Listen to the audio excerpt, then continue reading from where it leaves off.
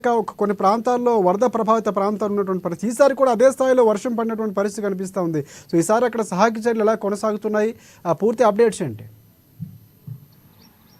Right Rajasekhar, ఇప్పటికీ గత 4 రోజుల నుంచి కూడా కురిసిన భారీ వర్షాలకు ఇప్పటికీ మొత్తానికైతే ఉమ్మడి వరంగల్ జిల్లా వ్యాప్తంగా కూడా మొత్తం 46 చెరువులు కూడా పూర్తిగా దెబ్బతిన్నట్టు కూడా తెలుస్తా ఉంది. ప్రస్తుతానికైతే మహబూబాద్ జిల్లాలో కూడా గత 4 రోజుల నుంచి కురిసిన భారీ వర్షాలకైతే మహబూబాద్ ప్రాంతం అంతా అతలాకుతలమైన నేపథ్యం అయితే ఉందని చెప్పుకోవచ్చు.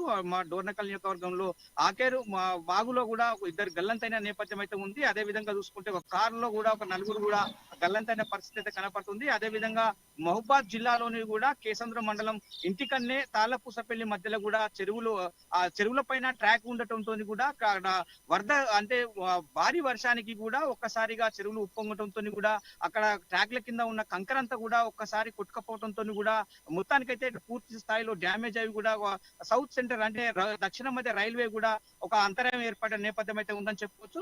ప్రస్తుతానికైతే ఉమ్మడి వరంగల్ జిల్లా వ్యాప్తంగా కూడా భారీ వర్షాలకైతే ఉమ్మడి వరంగల్ జిల్లాలను అతలాకుతలం చేసిందని చెప్పుకోవచ్చు. ప్రస్తుతానికైతే మహబూబాద్ జిల్లాలో కూడా మంత్రి సీతక్క కూడా నిన్న పర్యటించిన నేపథ్యం అయితే ఉంది. ఇవాళ కలెక్టర్ తోని కూడా ఇవాళ సమీక్ష సమావేశం నిర్వహించిన నేపథ్యం అయితే ఉంది అని చెప్పుకోవచ్చు. అలాగే కూడా ములుగు జిల్లాలోని కూడా ఇవాళ సీతక్క మాత్రము ఏటునాగారము వెంకటాపురం కూడా గోదావరి పరివాహక ప్రాంతాన్ని కూడా పరిశీలించిన నేపథ్యం అయితే ఉందని చెప్పుకోవచ్చు. ప్రస్తుతానికైతే ఏటునాగరంలో గతంలో కూడా భారీ తుఫాను అయితే తాడ్వాయి మధ్యలో కూడా మొత్తానికి రోడ్ అంతా డ్యామేజ్ అయిన నేపథ్యం అయితే ఉంది. ఆ డ్యామేజ్ ఇవాళ కూడా నిన్న గత 2 రోజుల నుంచి కురిసిన దానికి కూడా మొత్తానికైతే హైవే కూడా ఒక రోడ్ అంతా మొత్తము డ్యామేజ్ కావడంతో కూడా ఇవాళ సీతక్క కూడా నేరుగా పరిశీలిస్తున్న నేపథ్యం అయితే ఉందని చెప్పుకోవచ్చు. అతను వెంట కూడా ములుగు జిల్లా కలెక్టర్ తో పాటు కూడా ఎస్పీ శబరస్ కూడా ఏటీనగరం పిఓ కూడా ఇవాళ మొత్తానికి పూర్తి స్థాయిలో అధికారులు అయితే సమీక్ష సమావేశం నిర్వహించి కూడా పరిశీలిస్తున్న నేపథ్యం అయితే ఉందని చెప్పుకోవచ్చు. రాజశేఖర్, ప్రస్తుతానికైతే ఉమ్మడి వరంగల్ జిల్లా వ్యాప్తంగా కూడా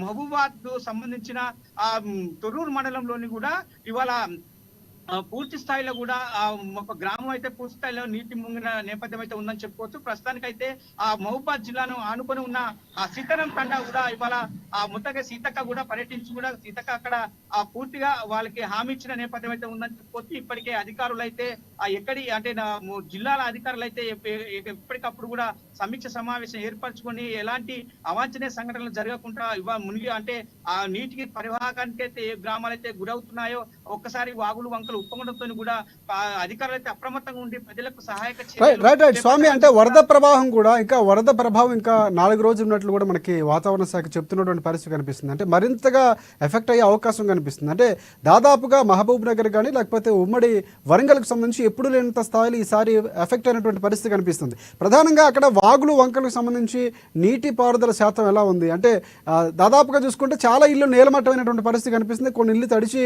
కొన్ని గ్రామాలు కూడా పూర్తిగా జలదిగ్బంధంలో చిక్కుకున్నాయి. సో పూర్తిగా అక్కడ చర్యలు ఎలా ఉండబోతున్నాయి? ఎందుకంటే ఇంకా 4 రోజులు వర్షం ఉన్నటువంటి పరిస్థితి కనిపిస్తుంది. ఏమైనా అప్డేట్స్ ఉన్నాయి మనకి?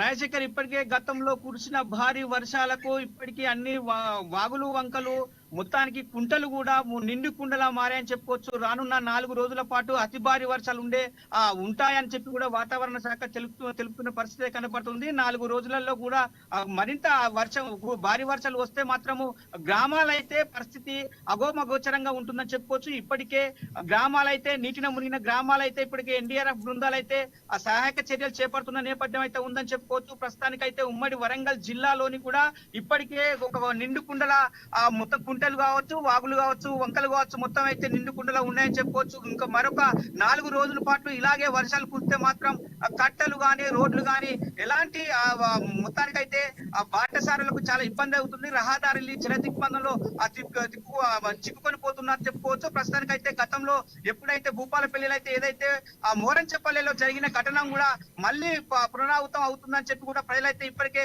ఏం జరుగుతుందని చెప్పి కూడా ప్రజలు బిక్కుబిక్కుమని చూస్తున్న పరిస్థితి కనపడుతుంది. ఎందుకంటే ఎందుకంటే గత 4 రోజులుగా ఇదే తరహాల భారీ వర్షాలు ఉంటే మాత్రం ఎట్లా అంటే మోరంచపల్లి అంటే భూపాలపల్లి జిల్లాలోని కూడా మోరంచపల్లి అయితే ఎలా గ్రామం అయితే కొట్టుకుపోతుందో అలా కూడా సంభవించవచ్చు అని చెప్పి కూడా ఇప్పటికే ప్రజలైతే ఆ భయబాంధులకు గురవుతున్న నేపథ్యం అయితే ఉందని చెప్పుకోవచ్చు. ఇప్పుడు ప్రజలు తెలంగాణ రాష్ట్ర ప్రభుత్వం రేవంత్ రెడ్డి సమక్షంలో కూడా ఇప్పటికే మంత్రులు అలర్ట్ అయిన నేపథ్యం అయితే ఉందని, వాళ్ళతో పాటు కూడా పోలీసు యంత్రాంగం కూడా ఎప్పటికప్పుడు అలర్ట్ అవుతున్న పరిస్థితి కనపడుతుంది. ఇప్పటికైతే ప్రజలకు ఆ నీటి అంటే ఎవరైతే ముంపు ప్రాంతాలు అయితే సురక్షితంగా ఉండాలి, గ్రామంలో ఉండాలి, బయటికి రాకూడదని చెప్తున్న పరిస్థితి కనపడుతుంది. వాళ్ళకు సహాయ చర్యలు అయితే చేపట్టనున్న నేపథ్యం అయితే ఉంది అని చెప్పుకోవచ్చు. రానున్న 4 రోజుల్లో మాత్రము జాగ్రత్తగా కూడా వ్యవహరించాలి అని చెప్పి కూడా ఇప్పటికే అధికారులకు మంత్రులు సీతక్క కావచ్చు, ఇటు పక్క పొంగులేటి శ్రీనివాస్ రెడ్డి కావచ్చు, కొండ సురేఖ కావచ్చు, ఇప్పటికీ వాళ్ళకైతే అధికారులకు సూచనలు చేస్తున్న పరిస్థితి కనపడుతుంది. ఇప్పటికైతే ఎప్పటికప్పుడు సమీక్ష సమావేశం ఏర్పరచు కూడా ఎప్పటికప్పుడు అప్డేట్ గ్రామాల పైన ఏం జరుగుతుందని చెప్పి కూడా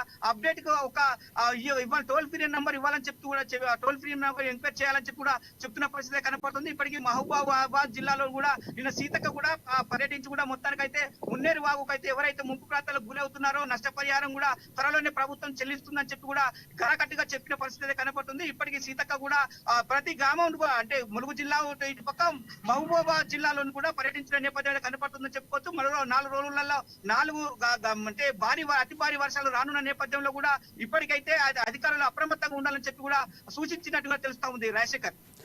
right thanks for updates Swami. Next మనం విజయవాడ వెళ్దాం. విజయవాడ పరిస్థితి చూసుకుంటే చాలా అధ్వానంగా ఉన్నటువంటి పరిస్థితి కనిపిస్తుంది. దాదాపుగా